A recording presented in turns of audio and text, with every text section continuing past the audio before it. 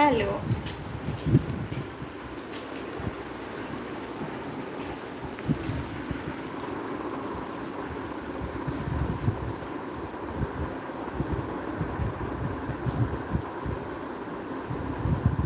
Cutie pie cocoa, ও cutie pie cocoa, কখন তুমি কাটবা? 11টা বাজে। কি কাটবো? এই এটা হয়ে গেছে, রান্না একটু কালো। যাই হোক, এখনো পেঁয়াজ কাটবা, কখন কাটবা?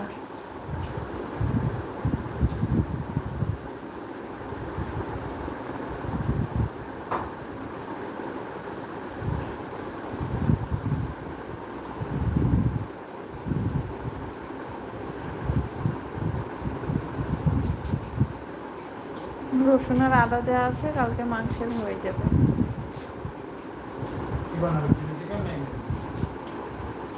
এমনি মাংস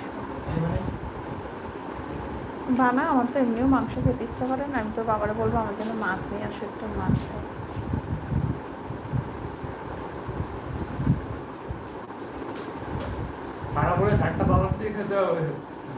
ঝাল খাবি তো তুই, তোর বাবাও বলবে আমিও মাংস খাবো না, আমিও মাছ খাবো।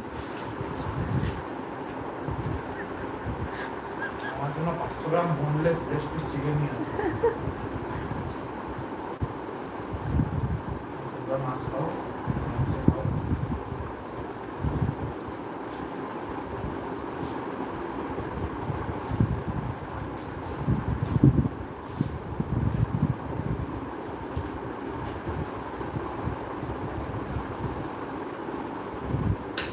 সোয়াবিন খাও তো?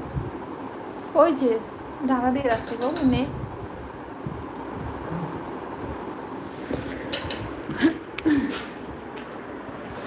আর একটু পোলাও নিবি না? পেট ভরে গেছে না? কি খেলি তুই পেট ভরে গেলে? শুয়ে পড়লো, ভেজা মাছটাকে দেখাইছি।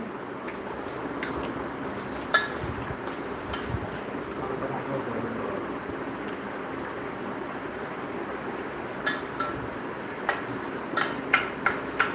আমি তো মাত্র 3টে আলু দিয়েছিলাম সয়াবিনে। একবার ভেবেছিলাম শুধুই সয়াবিন করবো, আলুই দেবো না।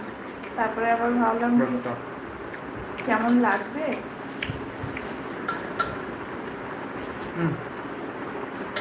ফ্যানটা একটু কমাবে? হ্যাঁ,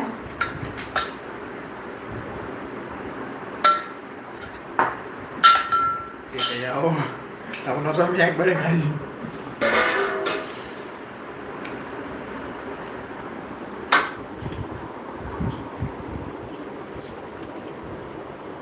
আর কমাবো?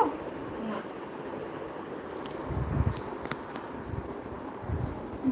গানটা শুনেছো? ভেদা মাছে ক্যাদা খায়, পুঁটি মাছে ক্যাট ক্যাতায়। শুনেছো গান? কি বাউলের জন্য গান?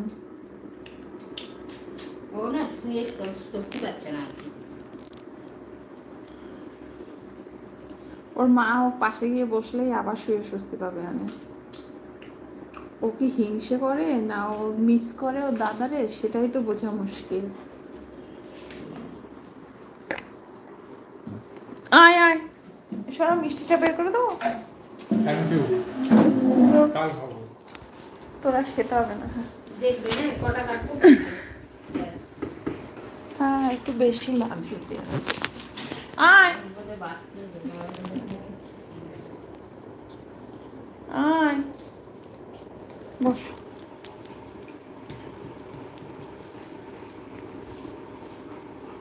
আগে আমি যখন মাংস রান্না করতাম 1 কিলো মাংসে প্রায় 500 পেঁয়াজ দিতাম। খেতেও হেভি টেস্ট হইতো। পেঁয়াজে কিন্তু বেশি পেঁয়াজ দিলে মিষ্টি হয়ে যায়।